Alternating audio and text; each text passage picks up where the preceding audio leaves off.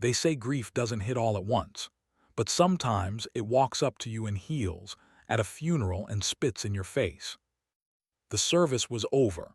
People murmured soft goodbyes, shook hands like they were sealing contracts for silence. I stood near the casket longer than most, not because I wanted to, because I couldn't move. He looked peaceful, someone said behind me. He didn't. He looked like he still had something to say, something unfinished, hanging on the edge of his lips, like he hadn't meant to die just yet. I turned to walk back to the car. She intercepted me like a lawyer with a verdict already in hand. "We need to talk," she said. Her voice was flat, not cruel, not kind, just final. I followed her down the side of the church, where the wind couldn't hear us. My shoes scraped gravel. My cane tapped like a ticking clock. "I'll make this simple," she said, arms crossed, black sunglasses hiding nothing. "You have 10 minutes to get your things out. The locks were changed this morning." I blinked. "What?" "You're not living there anymore," she said. "It's my house now." I laughed once dry. "That's my name on the tax documents." "Not anymore. He signed it over last month. I have the paperwork." "He wouldn't." "He did." I stared at her, trying to find the woman I once welcomed into my family. She wasn't there, just bone and lipstick. "I just buried my son," I said. "You're telling me this now." "No one's stopping you from grieving, just not in my house." "My house?" "My son and I built the down payment together. He was 28. I gave up my pension lump sum. This is for you, kid," I told him. "Just promise me I'll have a place if I need it." He'd promised. She turned to walk away, but I wasn't done. "I don't believe he signed it, not willingly." She shrugged. "Believe what you want, I have the deed. That's all the court cares about." And just like that, silence didn't just swallow me, it spat me out. I watched her heels click away on concrete. I looked down at the funeral program in my hand, his face smiling back up at me, unaware he was about to be erased. I didn't cry, not yet. I just stood still, like maybe the world would rewind if I held still enough. "You need a ride." James, his old high school friend, walked over with sympathy in his eyes. "I'll manage." "You sure I can?" I said I'll manage. He nodded and walked off. He didn't mean harm, but I didn't want help, not the kind that came with soft eyes and pity. I walked to the house anyway, out of reflex, out of delusion. The sky turned gray. The wind picked up like it had somewhere to be.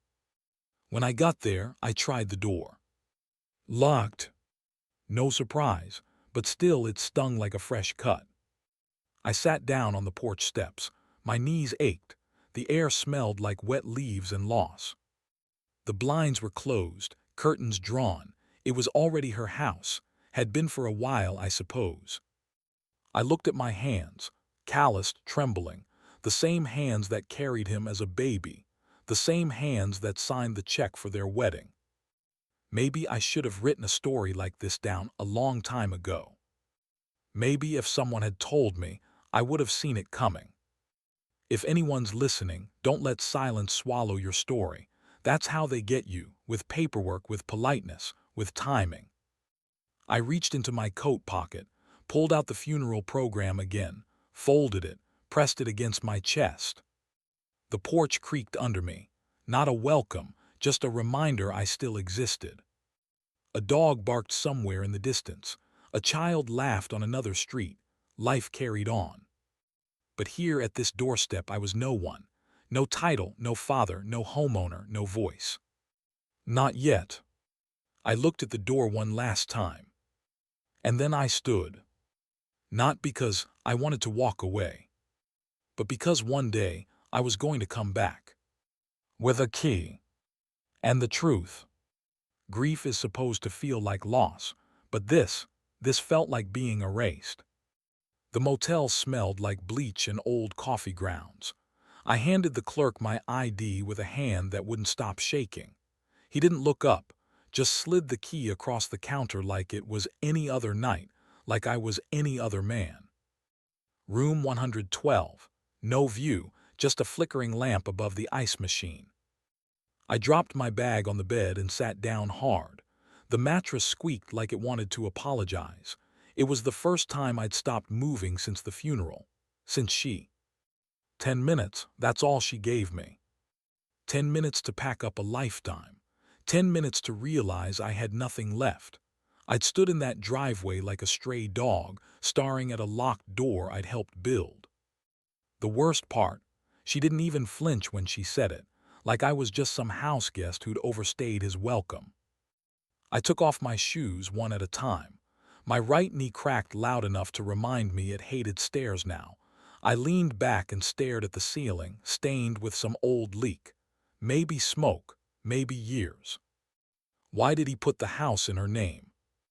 That question wouldn't leave me alone.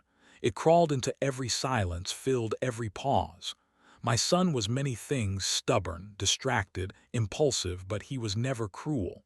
He wouldn't do that to me, not after all we'd been through. Not after the night he called me, sobbing, saying, "Dad, I think I made a mistake marrying her."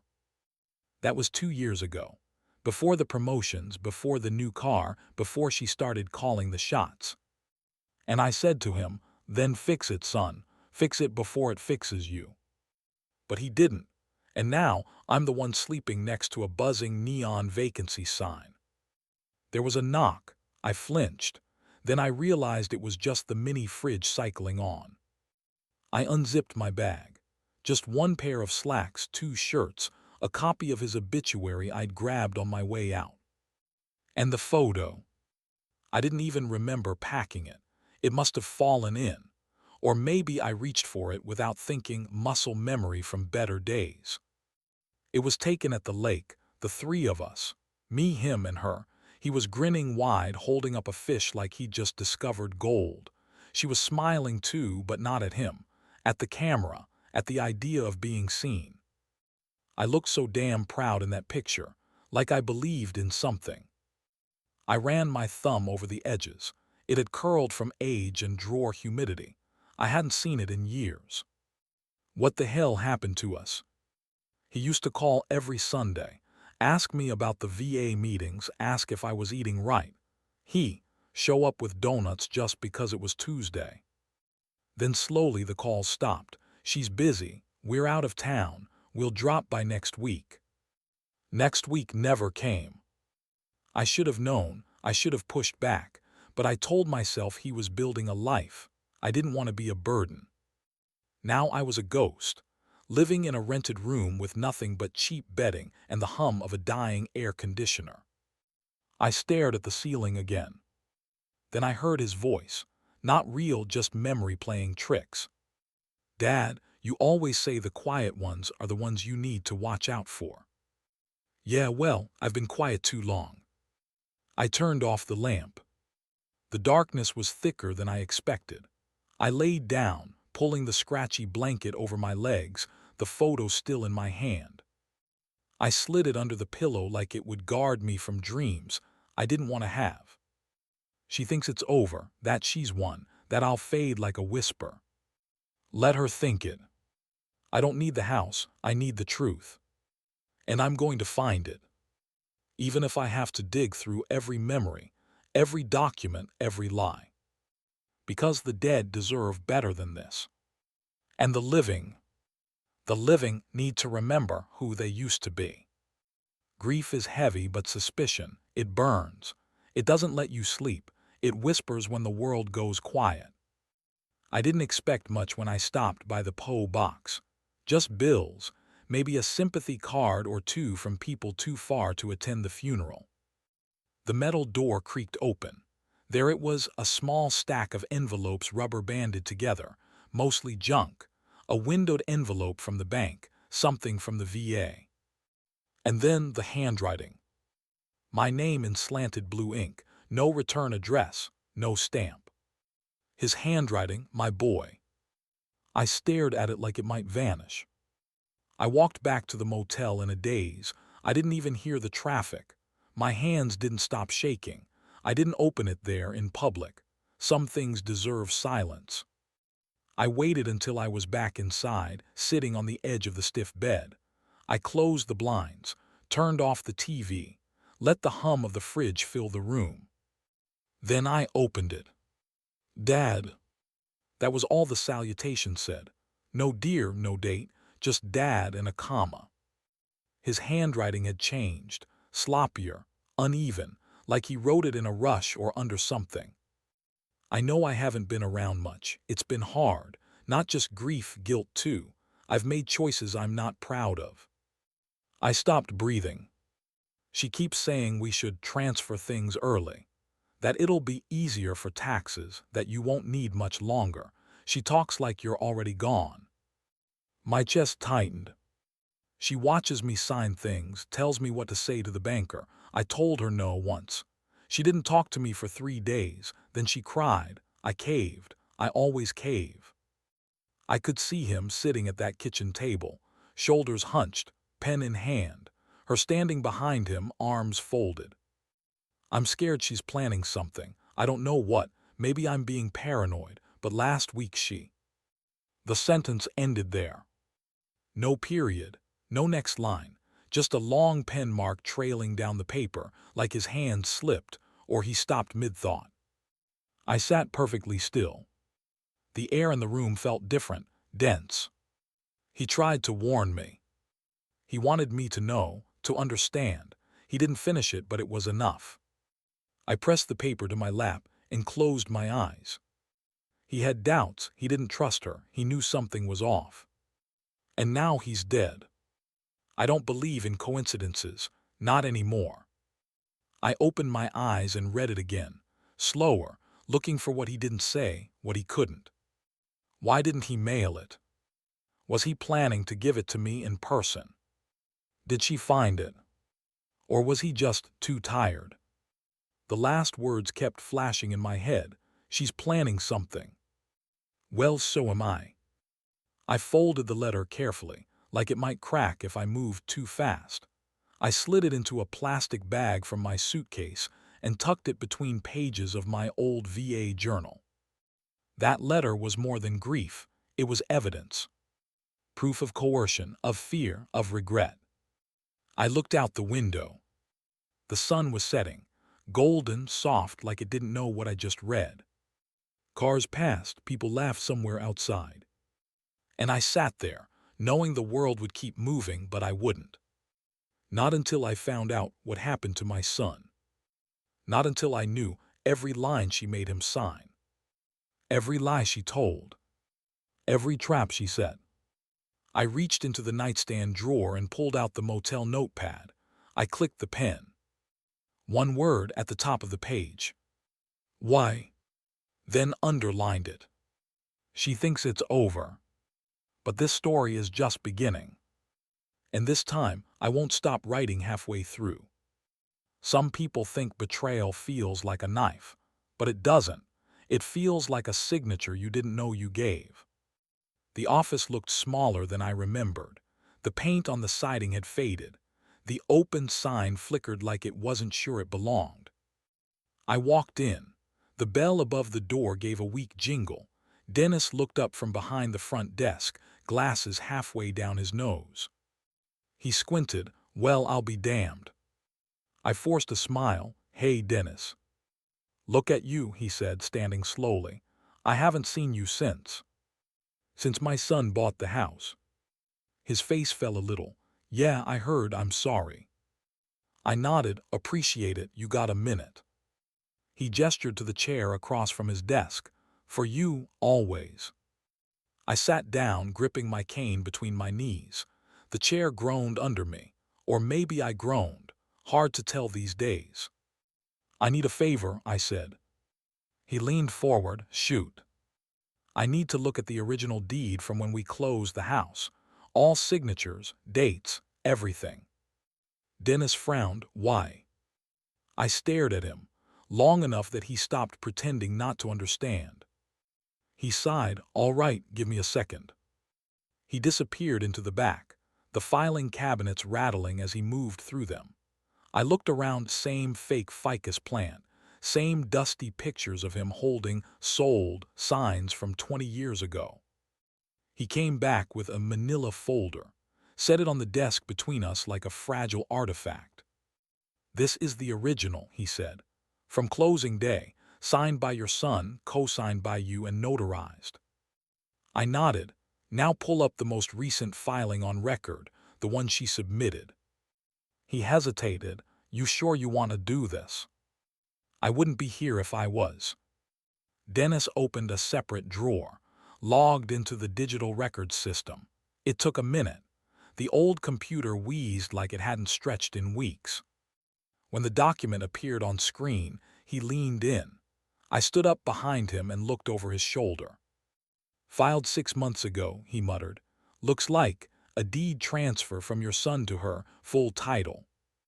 My stomach dropped. He clicked on the signature section. That's not right," Dennis whispered. "What?" He zoomed in. "That witness signature, it says Frank Dorsey." "Who's that?" "Not me, not anyone I used. I never filed this, never even saw it."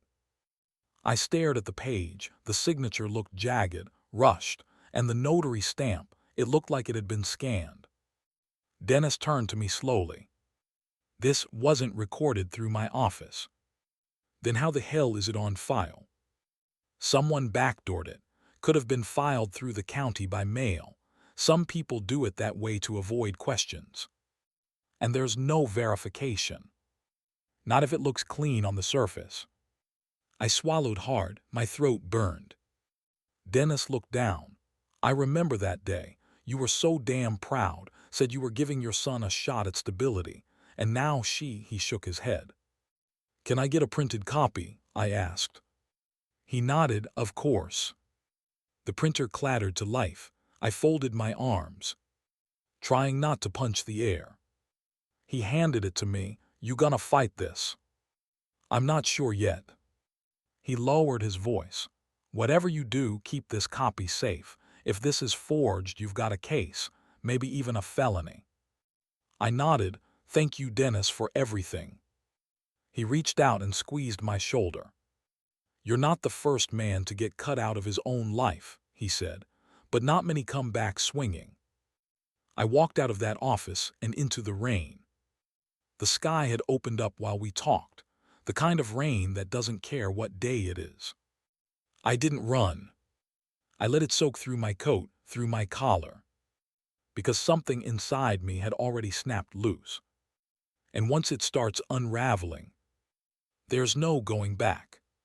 Sometimes the truth doesn't scream, it stutters, looks down, avoids eye contact. That's how you know it's real.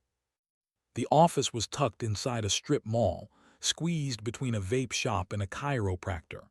A faded sign on the glass read, "Dorsey Tax and Notary Services." I stood across the street for a while, just watching. A woman walked in holding a stack of W-2s. A man walked out with a folder under his arm and a look of relief. I waited until the place emptied out before crossing over. The bell above the door jingled when I entered. The air inside smelled like toner ink and stale peppermint. Behind the desk sat a man with thinning gray hair and the same narrow forehead I remembered from photos on her mantle. "Can I help you?" he asked, glancing up. I smiled, polite. "Looking to talk about some notarization procedures. I'm researching elder fraud cases, and I've got some general questions." That got his attention. He leaned forward, arms resting on the counter. "Elder fraud, huh? That stuff's getting worse every year." "That's what I'm hearing," I said, easing onto the stool across from him. Figured I'd ask someone in the field how easy it is to fake a deed. He chuckled. "Well, it shouldn't be easy, but people get creative. Slap a fake notary stamp on something and hope no one looks too hard. Wouldn't that show up in county records?" "Only if someone challenges it. County clerks don't investigate, they just file what they're given." I nodded slowly. "Makes sense." I reached into my jacket and pulled out a folded paper. "Mind taking a quick look at this? I've been using it as an example." I slid the forged deed across the desk, signature side up. He looked at it, frowned. adjusted his glasses, then paused. His jaw tightened just enough to catch. "Something wrong?" I asked. He squinted closer, then looked up at me. "Where did you get this?" "From a house case, family property dispute."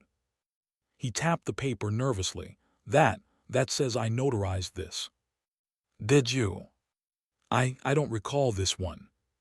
"Take your time." He stared at it. A long silence passed. His eyes scanned the signature again and again. Then finally, softly, "That's not my signature." I tilted my head. "You sure?" "I sign everything with a loop under the Y, always have. That's flat. Like someone traced it off a check or something." I leaned in. "You understand what that means, right?"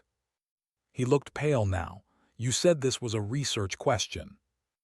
"It is, and now it's also a criminal one." His mouth opened, then closed. He looked around like someone might be watching. "I never saw this document," he said, voice thin. "And if it's got my name on it, someone forged it, I swear to God." I nodded, "Thank you." I stood up, pressing stop on the recording app tucked inside my coat pocket. He didn't notice. "You might want to tell your daughter to lawyer up," I said as I turned toward the door. He froze. "Wait." But I didn't. The bell above the door jingled again as I walked into the bright, unforgiving sunlight. I exhaled slow. My hands trembled not from nerves, from something deeper, from the fire I'd been holding in since the funeral. She used her own father's name to forge my son's life out from under him. The pieces were lining up. The deed, the silence, the pressure, and now, a forged notary from inside the family. This wasn't a misunderstanding. It wasn't grief. It was strategy. I pulled out my phone and opened the voice memo file, replayed the key moment. "That's not my signature." Clear as day. Evidence. I walked to the curb, the cars rushing past like nothing had happened, but something had. The truth had just blinked. And it blinked first. There are some things only another soldier can hear without flinching. The truth is one of them. The Veterans Center hadn't changed much. Same peeling flag decal on the front door. Same busted coffee machine humming like it hated its job. I asked the receptionist if James was in. She nodded toward the back room. I found him sitting at a corner table, head down, 2 fingers tapping on a styrofoam cup like they were counting the seconds. He looked up, saw me, and stood. "Sir." "Don't salute me, James. I'm not your co." He gave a weak grin. "Old habits." I sat across from him. The chair creaked under my weight. "You heard." "I did," he said quietly. "And I'm sorry. He was like a brother to me." I nodded. "That's why I'm here." I pulled out the folded copy of the forged deed and the letter, set them gently on the table like live explosives. He picked them up, read silently. When he got to the part about her pressuring him, his jaw tightened. His thumb tapped faster on the cup. "He told me," James said. I looked at him. "He told me he was scared." "When?" "Couple weeks before it happened. He was quieter than usual, didn't joke. He said she was making him sign things, contracts, power of attorney crap. Told me she said it. Keep the house safe if something happened." "Something did happen." James nodded. "Yeah, it did." "Was he on anything, meds?" "He was recovering from that surgery. She was managing his pills. Said it was easier that way." I rubbed my temple. The pieces were starting to cut. James reached into his wallet, pulled out a crumpled receipt. He unfolded it, and out fell a small USB stick. "He called me one night. Left a voicemail. I didn't pick up. I was at a VFW meeting. I've had this backed up since." He slid it across the table. "You heard it." "Only once. It messed me up." I plugged it into my old phone and played the audio. My son's voice came through, tired, slurred, but clear enough to sting. "Hey man, I think I screwed up. She's been telling me I need to transfer everything or I'll lose it all. Said the lawyer needs my signature tonight.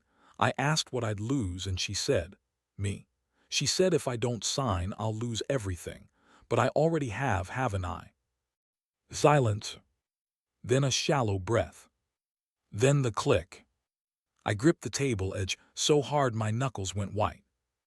James stared at his coffee like it might dissolve him. "She ever contact you after?" I asked. He shook his head, didn't even invite me to the funeral. "She told me I had 10 minutes to leave." James looked up. "What?" "Right after the service. Said the locks were changed, that the house was hers now." "Jesus."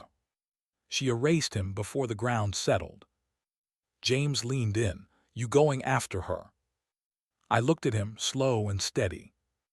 "I'm not swinging fists," I said, "but I'm not going away." He nodded. "If you need backup, I'll call." The coffee machine groaned again. Somewhere down the hall, a TV played the weather report like it mattered. I stood, pocketed the USB. "Thank you, James." "You don't need to thank me."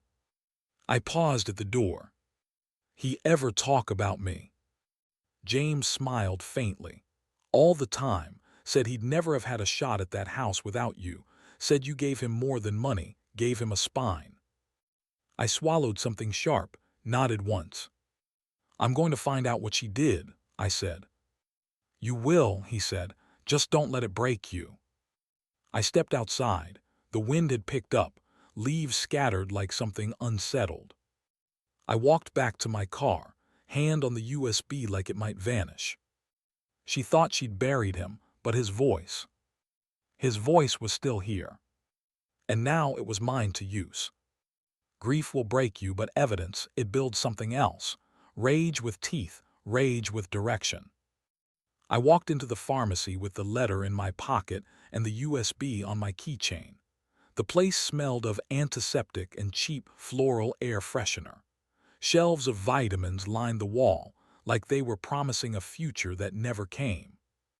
The young pharmacist at the counter looked up. "Can I help you?" I leaned on my cane. "I'm looking for information about my son's prescriptions. He filled them here." Her face softened. "I remember him. Quiet guy, usually late at night, always polite." I nodded. "That was him." She hesitated. "I can't give out private records." "I'm not asking for private details," I said, lowering my voice. "Just patterns, anything unusual." She bit her lip, then glanced around.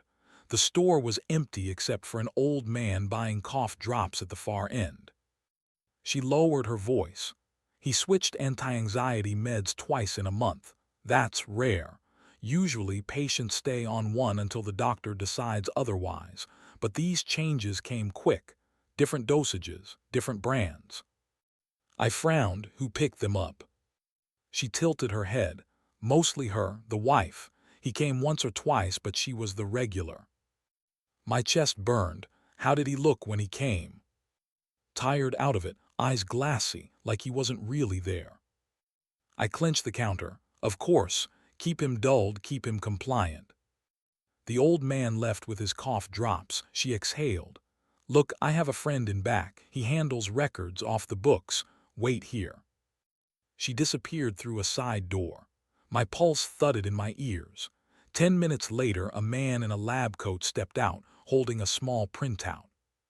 "Don't ask my name," he said flatly. "I'm not supposed to hand this over." I took it, a log of prescriptions, dates, dosages, pickups. My eyes raced down the sheet. 3 refills in 6 weeks. Dosage increased, then switched again, all in the same time frame right before the deed transfer. The date jumped out at me. The day after the second switch, he signed everything over. My stomach dropped. "They kept him sedated," I whispered. "Not enough to knock him out, just enough to make him docile."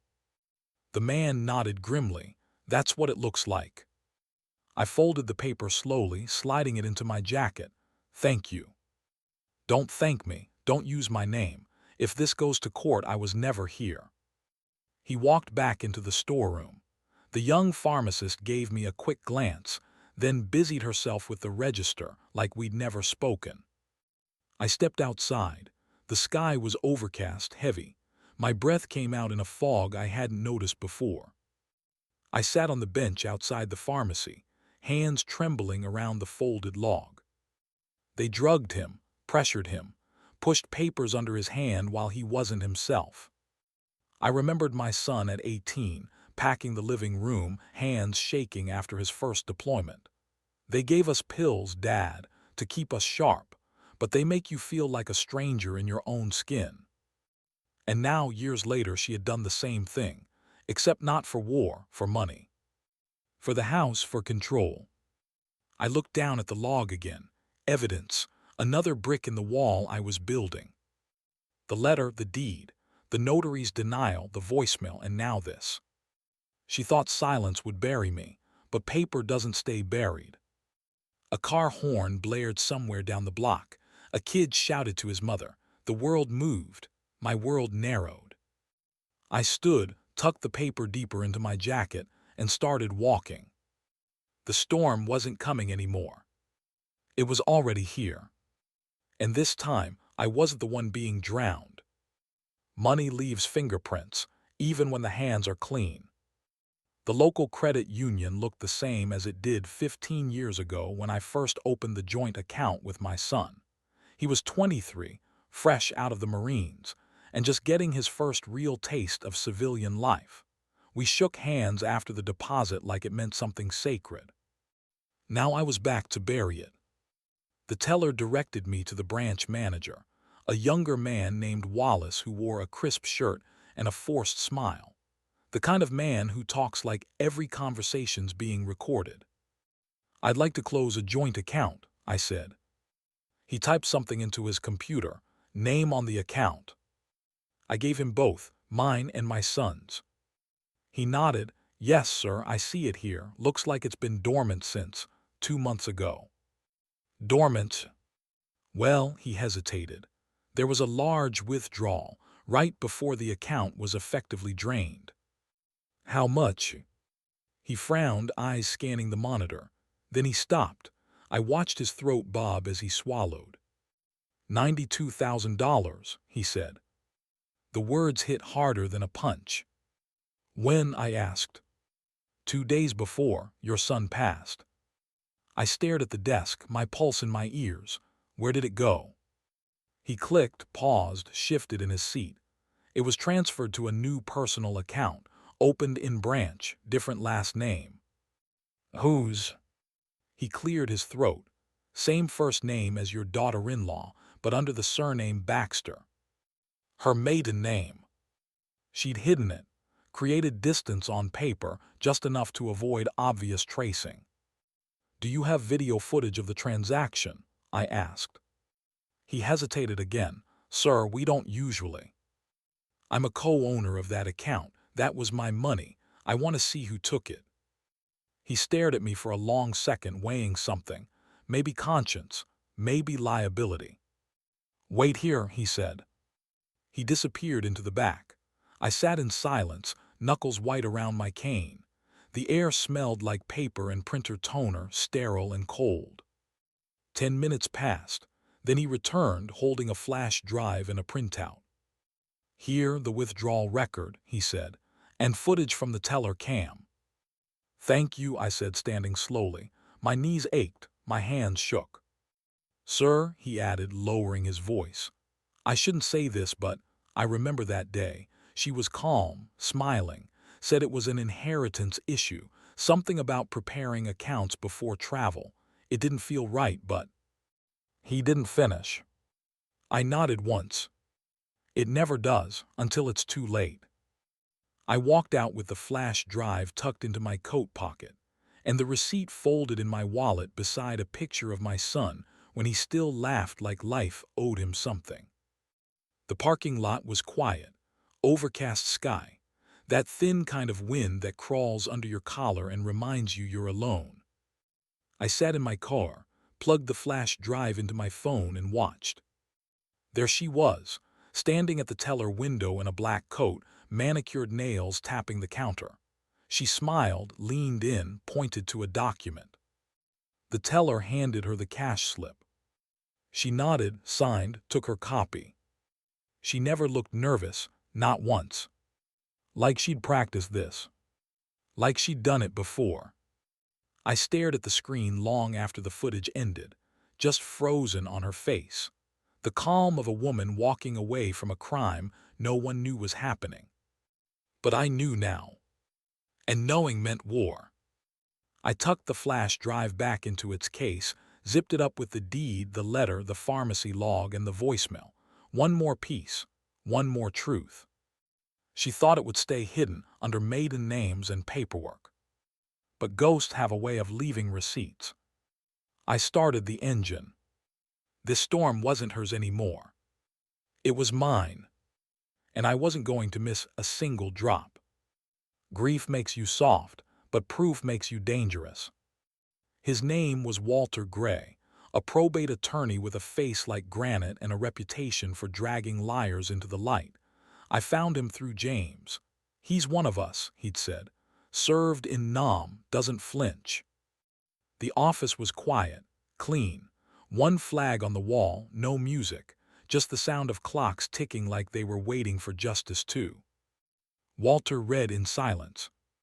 The forged deed, the altered prescriptions, the notary's denial, the voicemail, the pharmacy log, the bank withdrawal. Piece by piece, he laid them out on the desk like a crime scene in slow motion. He didn't speak for a long time. Finally, he looked up, glasses low on his nose. "You've been busy." She thought I'd roll over. He nodded once, "Most do." I leaned forward. "You think we have a case?" He sat back in his chair, crossed his arms. "No, you have a war chest." I exhaled, slow. For the first time in weeks, my shoulders dropped a little. "She's already sold some furniture," I said. "Had an appraiser come to the house. Said she's thinking of listing it." Walter raised his eyebrows. "Not anymore." He opened a drawer, pulled out a thick form, and started writing fast. "I'm filing an emergency petition to freeze the estate. That includes the house, joint accounts, any assets tied to your son's name. She won't be able to sell, move, or spend a thing." "And how long does that take?" "Judge will sign it within 72 hours. Maybe faster, considering the forged notary." I watched the pen move across the paper, like it was carving her arrogance into stone. Walter didn't look up. "You know what this is going to do to her." "I hope it's just the beginning." He paused, pen in midair. "You want revenge?" I thought about that, let the word hang. "No," I said finally. "I want my son's truth on record. I want her to lose the things she lied to get, and I want to be standing there when it happens." He smiled. "That's not revenge, that's restoration." He handed me a copy of the motion. "Keep this. It'll be on the docket by tomorrow." I took it with both hands, like I was holding a map out of the fire. Walter stood, extended his hand. "Let's bring her down slow," he said. I shook it. "She deserves nothing less." I walked out of the office into late afternoon sun. For the first time in days, I didn't feel like I was dragging my feet behind me.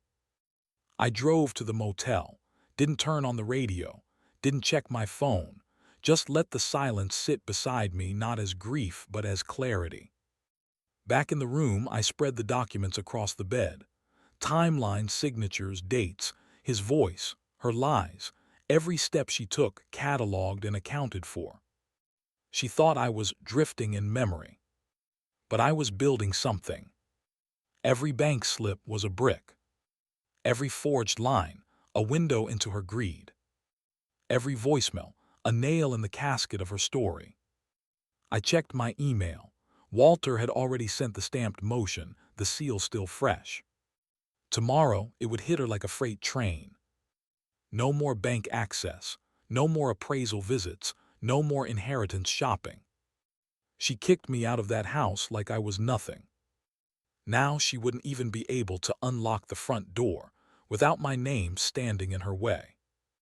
I closed the laptop, folded the papers, tucked everything into the folder marked JD, personal, the same one I'd used when we bought the house.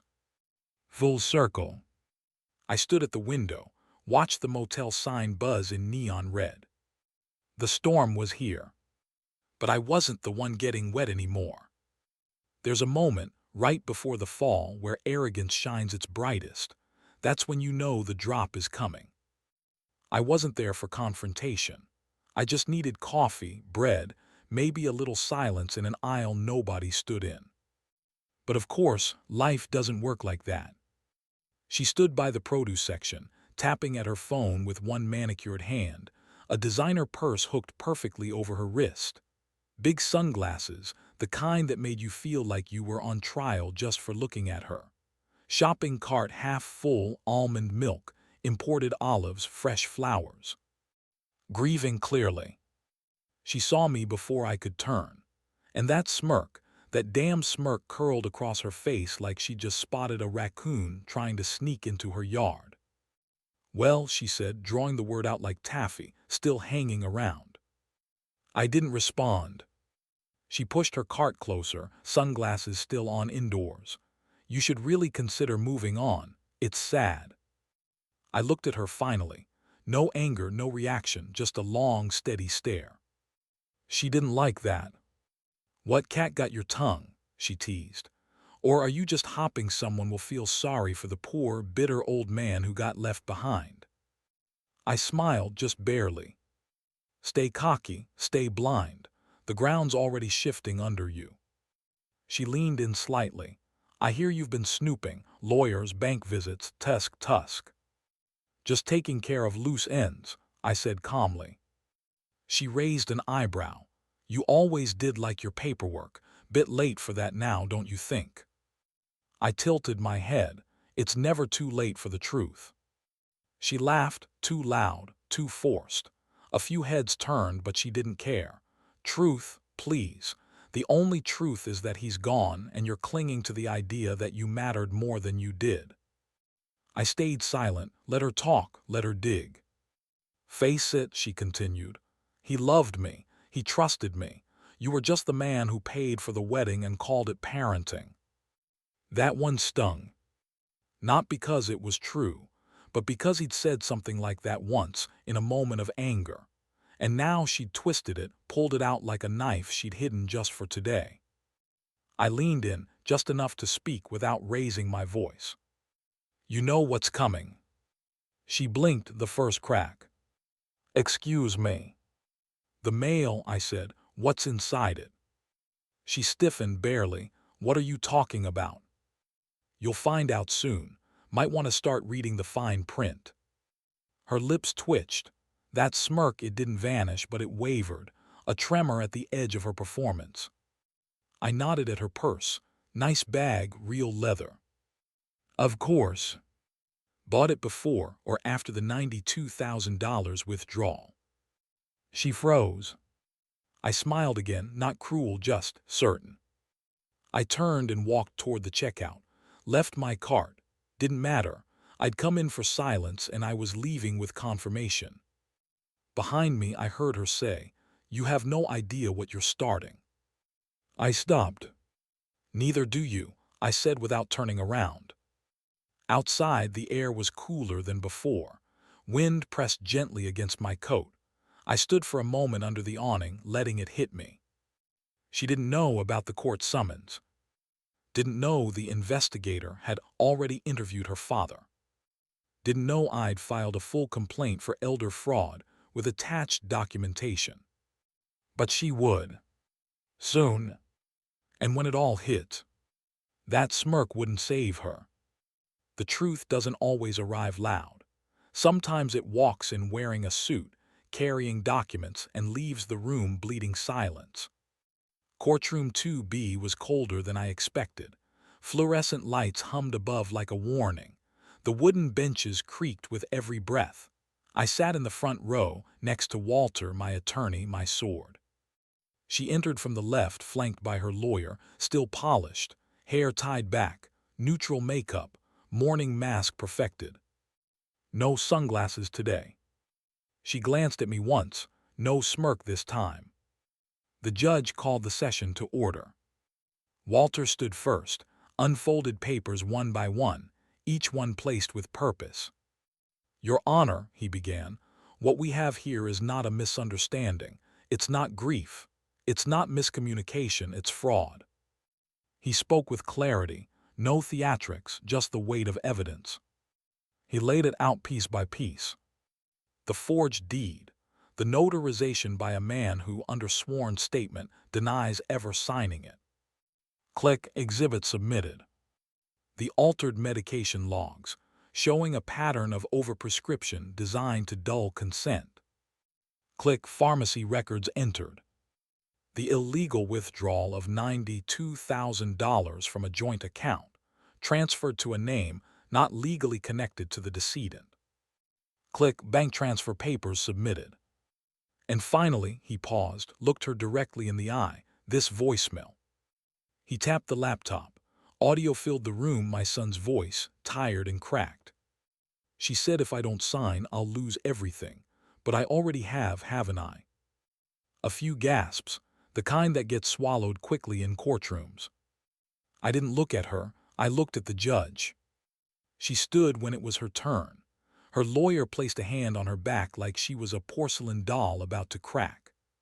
"Your Honor," she began, voice even. "I loved my husband, he was under stress, I was under stress. We were managing a complicated situation." "Were you aware the notary signature was forged?" the judge asked, cutting in. She hesitated. "No, I thought it was legitimate." Walter stood again. "Her father is the notary. He gave a signed affidavit confirming the signature isn't his, and he claimed she never mentioned notarizing anything." The judge nodded. "We have the affidavit and the interview transcript." Her lawyer tried to pivot. "There's no proof she orchestrated it." Walter smiled faintly. "Intent can be read through action. She used the falsified deed to evict the decedent's father within 24 hours of his funeral." That silence again. The judge turned to her.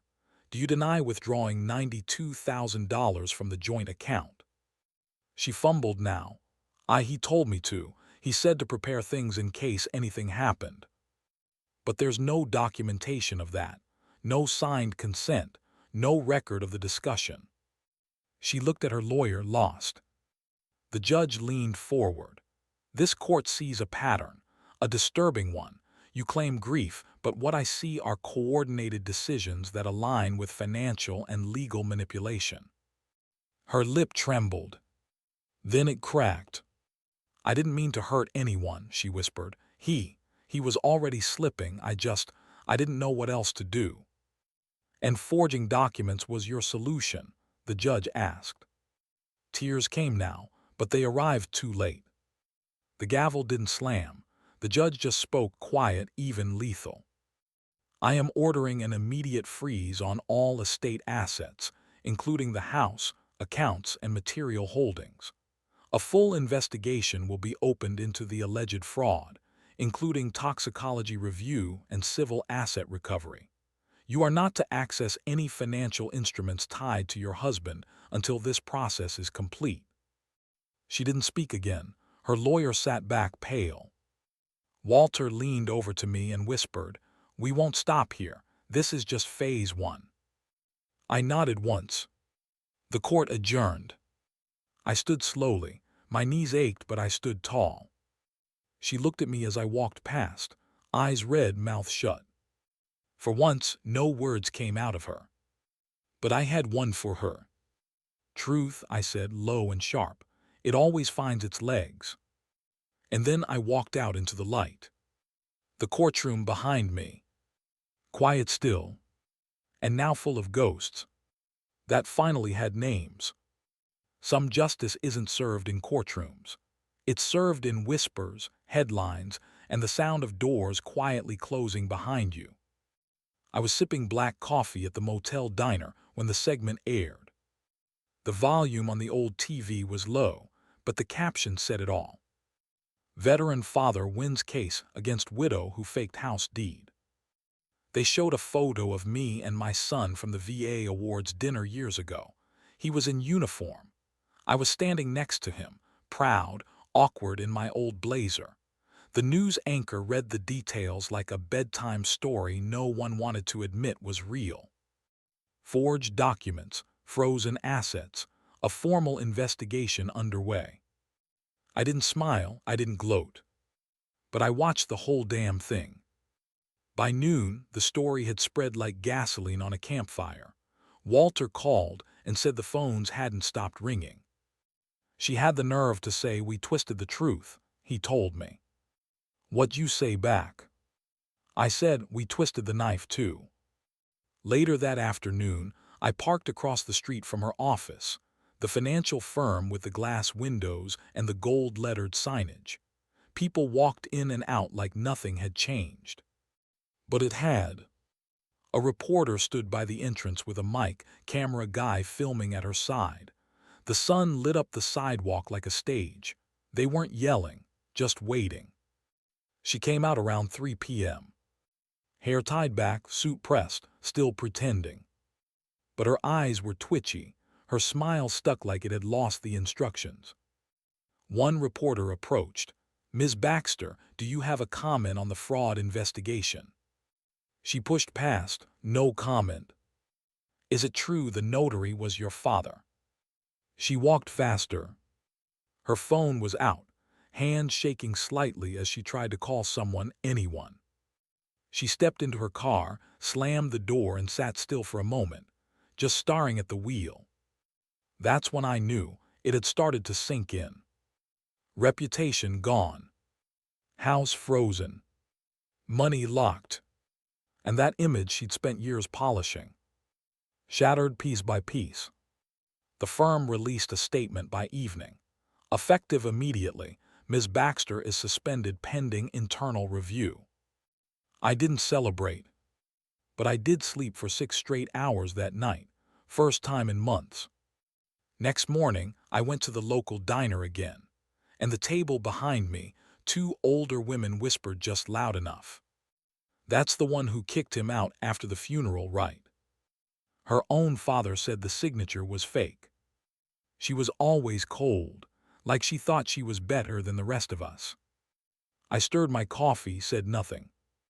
By the end of the week, her parents released a statement through a friend at church.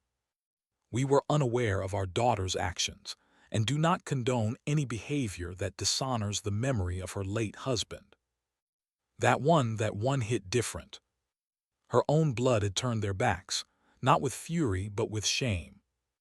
Because dignity is hard to fake under a spotlight. And in this town, spotlights don't fade, they burn. I drove past the house, my house, just once that night, just to see. No lights on, no car in the driveway, porch plants wilted, mailbox overflowing. She was gone, staying somewhere else, somewhere quiet. Funny thing about silence, it used to be my prison. Now it was her sentence. I rolled down the window. The breeze was sharp, cold, clean. She wanted the house, the money, the legacy. She got the headlines, the shame, the silence. And me. I got the one thing she could never steal. The truth. And a front row seat to her fall. Some victories aren't loud. They sit beside you in a quiet room, wrapped in ink and memory. The lawyer's office was small, paneled in dark wood that smelled faintly of lemon oil and old books. No windows, just a lamp in the corner, humming softly like it knew the weight of the moment. I sat at the table with Walter, across from James, my son's war buddy, who hadn't said much since he walked in. His hands were clasped tightly on the table, his mouth thin. I could tell this was hitting him harder than he let on. There was one empty chair. Hers. She wasn't invited. Not anymore. Not after the judge reinstated the original will. Not after her fraud unraveled in the light. The estate lawyer, an older man with glasses too big for his face, opened a leather folder slowly. "This is the last will and testament of Jonathan David Rourke," he said quietly. "Dated April 12, 2019. Witnessed, notarized, validated and now fully restored. I nodded once. James swallowed hard. The lawyer read, steady and clean. To my wife, I leave my apologies. I wish I had seen what I see now. I wish I had listened to my doubts, to my father's silence, to my own reflection. My stomach turned. Even in death, he blamed himself. To my friend James, my brother in arms, I leave my military memorabilia, my journals, and my thanks for always telling me the truth, even when I didn't want to hear it. James exhaled sharply. His eyes were wet, but he didn't look away. To my father. The lawyer paused, looked at me, then continued. I leave everything else. The house, the business shares, the pension, and anything tied to my name. Not because I owe him, but because I never stopped needing him, and he never stopped showing up even when I didn't. I couldn't breathe. I hope he forgives me. I hope he knows I was listening, even in the silence. I leaned forward, elbows on the table, head in my hands. The tears came fast. I didn't try to stop them. James put a hand on my shoulder, said nothing. The lawyer closed the folder gently, like he was tucking in a child. Everything is being processed as we speak. The property title will transfer by the end of the week. The accounts are already unfrozen. The shares are yours. I nodded, still staring at the table. I thought this moment would feel like justice. But it felt like grief finally had a shape, and I could finally touch it. He knew, I whispered. He knew what was happening. Walter cleared his throat. He tried to tell you in his way, and you answered. I wiped my face with a handkerchief older than most of the lawyers I'd met these past few months. I didn't want revenge, I said quietly. I just wanted to know he hadn't forgotten who he was. James nodded. He didn't, not when it counted. We sat there for a long while. No one rushed us. No one needed to. The papers were signed. The lines were drawn. The past couldn't be changed, but it could be clarified. When I finally stood, my legs felt steadier than they had in months. Outside, the air smelled like rain, though none had fallen yet. Just the kind of stillness that hangs before a cleansing. I looked up at the sky and whispered, "You did good, son." And for the first time in a long, long time, I felt him with me. Not as a weight, but as a light. Some homes aren't taken. They're abandoned, left cold by the people who thought ownership came from a signature instead of love. The key slid into the lock like it had been waiting for me. Same old deadbolt, same click, but it felt different, like I was stepping into someone else's memory. I opened the door and stepped inside. The air was stale, closed off, curtains drawn, dust on the floors like the house itself had been holding its breath. I stood in the entryway, not moving. My cane tapped once against the hardwood, then again, like it needed to ask permission. I didn't recognize the furniture anymore. She'd redone it.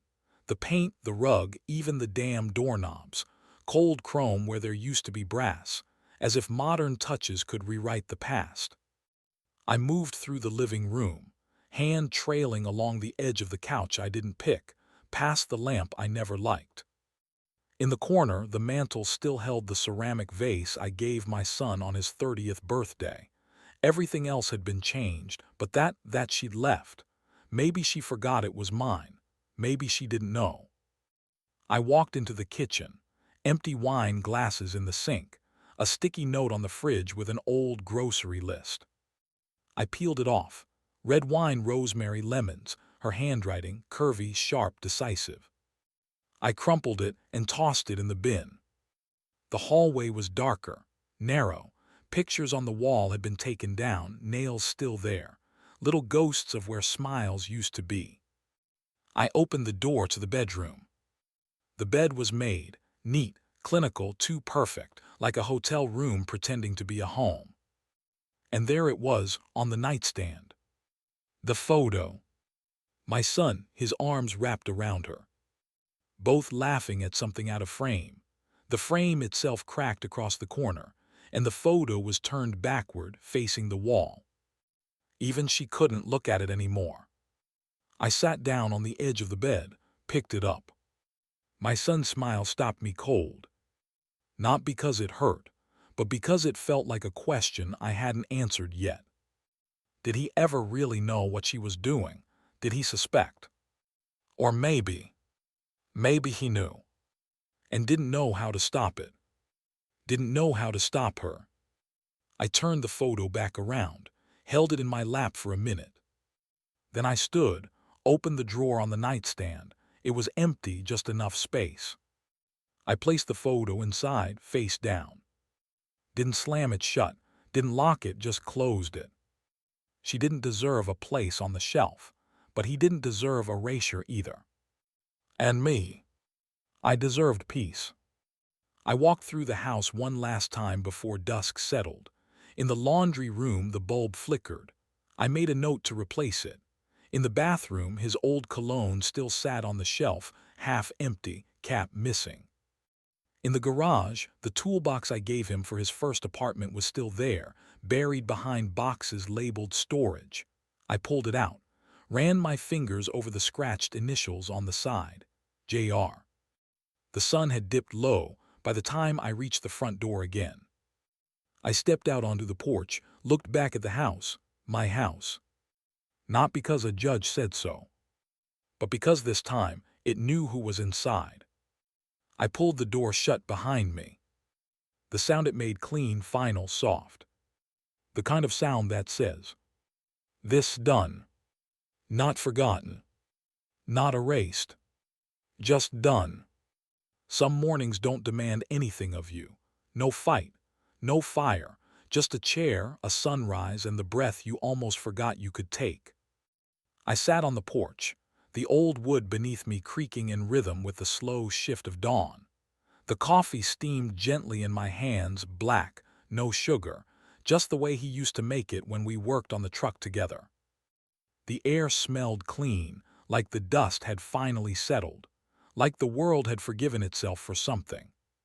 Across the yard, the trees swayed with the kind of breeze that doesn't push, it invites. In my lap was the letter, the one he never finished. The ink still faded, corners worn soft from how many times I'd unfolded it, read it, begged it to give me more. But I didn't need more anymore. He said enough. She keeps saying we should transfer things early.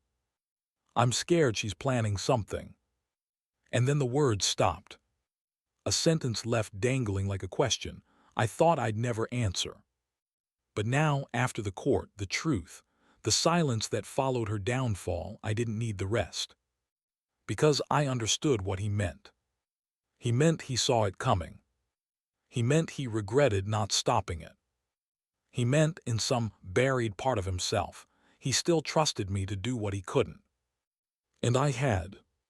She was gone, not in handcuffs, not on a slab of revenge, just publicly undone, stripped of the lies she wore like pearls.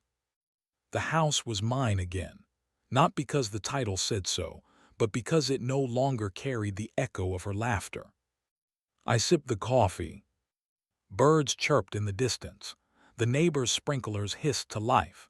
Even the creak of the porch swing next door sounded softer than usual. Inside the house, everything was still. No arguments, no slammed doors, no staged smiles or hidden files. Just quiet. And peace.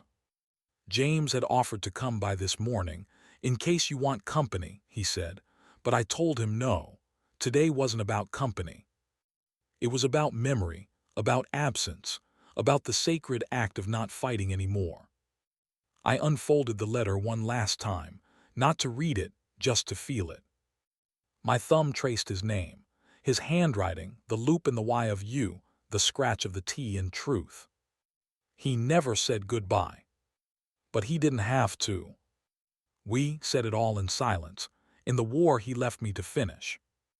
I reached beside the chair and picked up the cigar box where I kept everything now.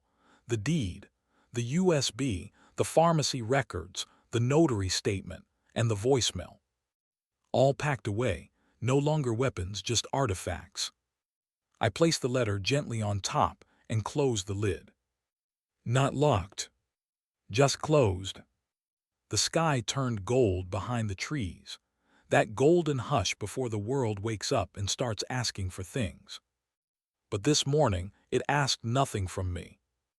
I leaned back in the chair, let the wind move over my shoulders, let the quiet stretch without apology. And for the first time since he died, I exhaled without pain, because the truth had been spoken.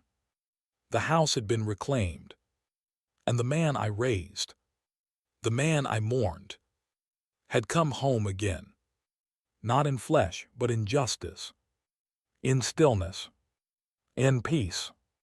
And I wasn't going anywhere.